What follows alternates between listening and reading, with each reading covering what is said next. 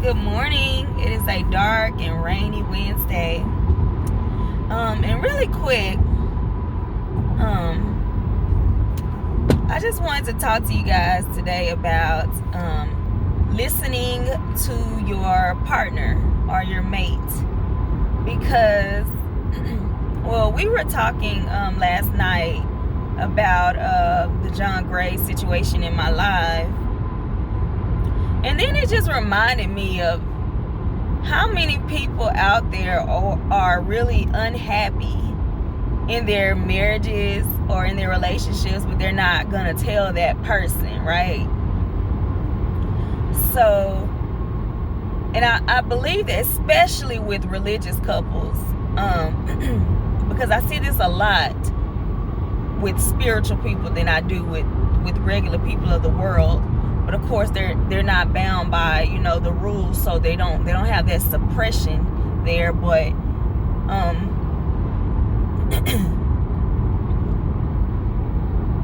sometimes people can be so forceful with their beliefs, and the mate could really want to be with the person so much so that they oblige or acquiesce to whatever is being asked or required of them. When this happens, they'll get into the relationship, but eventually one person will still be unfulfilled, and it may just be enough.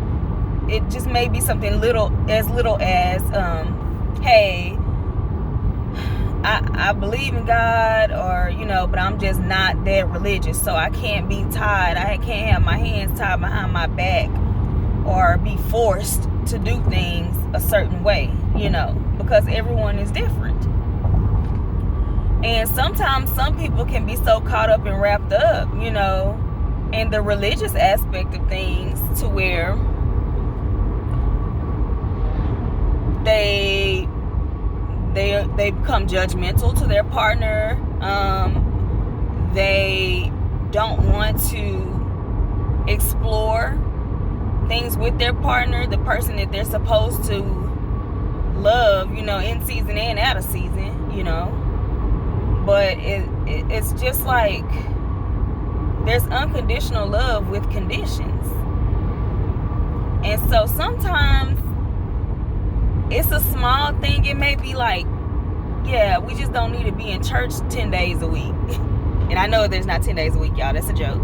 But, and the other partner can be like, no, we have to do this. We have to do this. This is the word. This is how we want to raise our family and blah, blah, blah.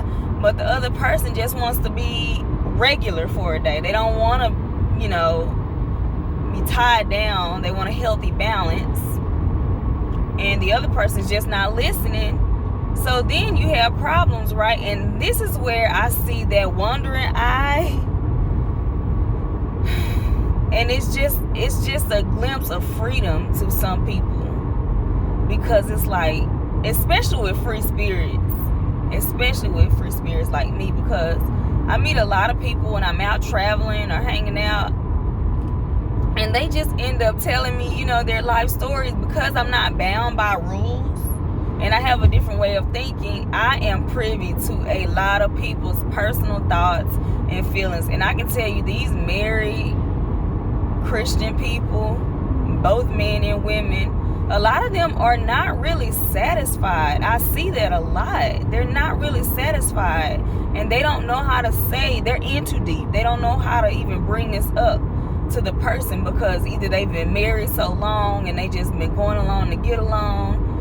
There are children involved, so it's like it's cheaper to keep her, or I just want to, be in the one guy told me that he just wants to be in the same house with his child every day, that they wake up, and it's the sacrifice is being in his marriage. And it's people out here that are not really happily married, and it's so sad. It's so sad. And it's small things you can tweak and do, but some people's mind is so far gone you know, to where you're not even trying to hear the other person. You're not trying to help the other person. You just worried about you and what it looked like. You want pictures for Facebook or whatever social media platform you use to paint this picture of a happy marriage.